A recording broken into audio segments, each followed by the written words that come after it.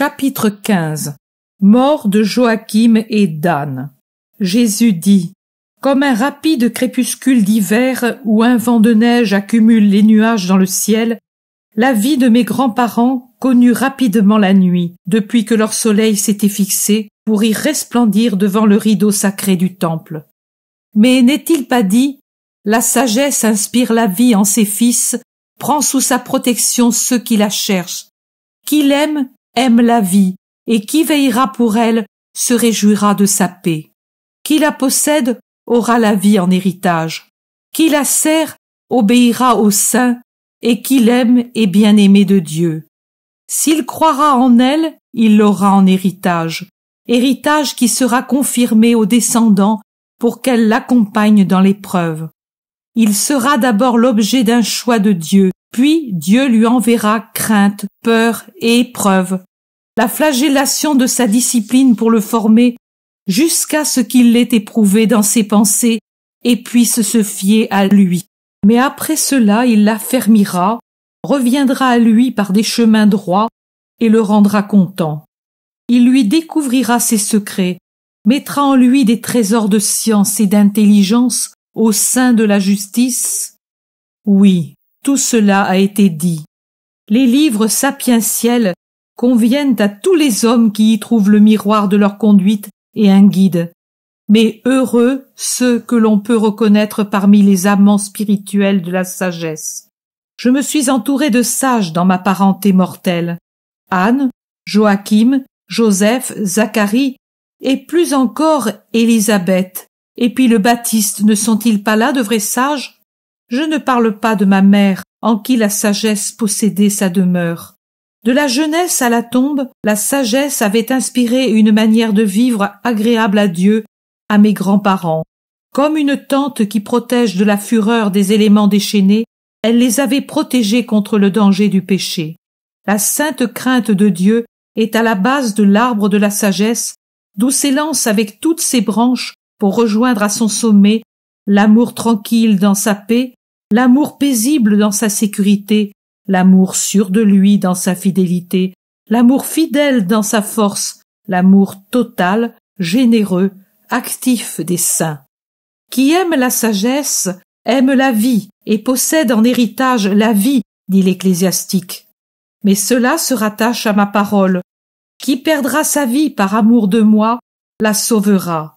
C'est qu'il n'est pas question de la pauvre vie de cette terre, mais de la vie éternelle, non des joies d'une heure, mais des joies immortelles.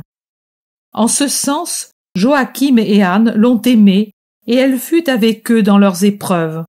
Combien parmi vous, sans être complètement mauvais, voudraient n'avoir jamais à pleurer ni à souffrir? Combien d'épreuves ne rencontrèrent pas ces justes qui méritèrent d'avoir pour fille Marie? La persécution politique qui les chassa de la terre de David en les appauvrissant sans mesure. La tristesse de voir s'écouler les années sans qu'une fleur leur dise « Je vous continue ». Et après, la crainte que l'ayant eue à un âge avancé, il était certain qu'il ne verrait pas s'épanouir en elle la femme. Et puis de voir l'arracher de leur cœur pour la porter à l'autel de Dieu. Et encore vivre dans un silence plus pesant alors qu'ils s'étaient habitués au chant de leur petite tourterelle, au bruit de ses petits pas, au sourire et au baiser de leur créature, et attendre avec ses souvenirs l'heure de Dieu. Et encore, maladie, calamité des intempéries, insolence des puissants, tant de coups de bélier dans le faible castel de leur modeste prospérité. Et ce n'est pas tout, le souvenir pénible de leur enfant si lointaine qui reste seule et pauvre, et qui, malgré leur sollicitude et leur sacrifice, n'aura qu'un reste du bien paternel. Et en quel état le trouvera-t-elle si pendant des années encore il reste inculte, fermé, attendant qu'elle revienne? Crainte, peur, épreuve et tentation. Et fidélité, fidélité, fidélité toujours à Dieu. La tentation la plus forte, ne pas se refuser le réconfort de la présence de leur fille auprès de leur vie à son déclin. Mais les enfants appartiennent à Dieu d'abord avant d'appartenir à leurs parents. et tout fils peut dire ce que j'ai dit à ma mère. Ne sais-tu pas que je dois veiller aux intérêts du Père du ciel? Et chaque mère, chaque père doit, pour savoir quelle attitude observer, regarder Marie et Joseph au temple, Anne et Joachim dans leur maison de Nazareth, qui se fait chaque jour plus vide et plus triste, mais dans laquelle une seule chose ne s'affaiblit pas, mais ne cesse de grandir, la sainteté de deux cœurs, la sainteté de leur union. Que reste-t-il à Joachim infirme et à Anne, sa dolente épouse, pour éclairer leurs longues et silencieuses soirées de vieillards qui attendent la mort?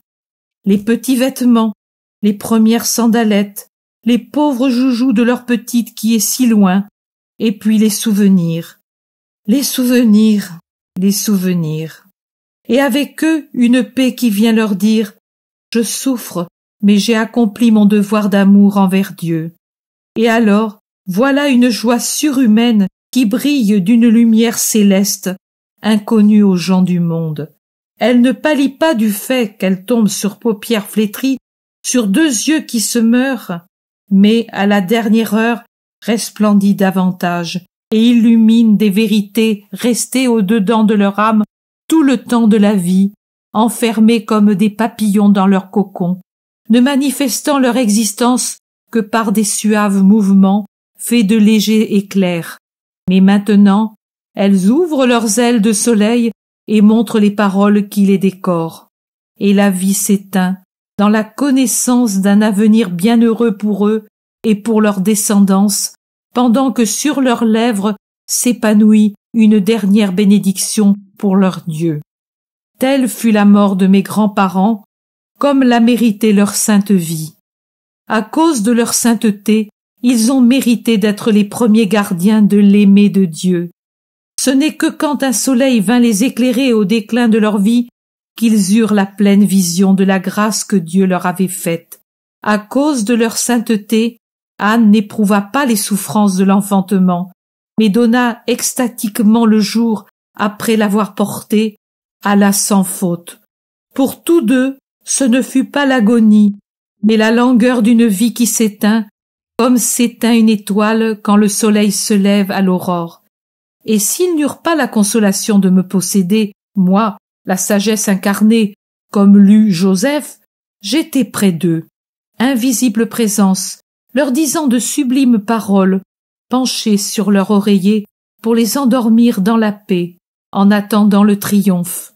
Quelqu'un dira: pourquoi n'ont-ils pas dû souffrir pour engendrer et mourir puisqu'ils étaient fils d'Adam? Je leur réponds: si, pour s'être approché de moi présent dans le sein de ma mère, le Baptiste, fils d'Adam, et conçu avec le péché d'origine, fut sanctifié avant de naître, n'aurait-elle eu aucune grâce, la Mère sainte de la toute sainte, que la tâche n'avait pas touchée, de celle qui était la préservée de Dieu et qui portait Dieu avec elle en son esprit presque divin et en son cœur encore embryonnaire, jamais séparé de Dieu depuis le moment où le Père la pensa, qui fut conçue dans un sein qui revint à posséder Dieu en plénitude au ciel pour une éternité glorieuse?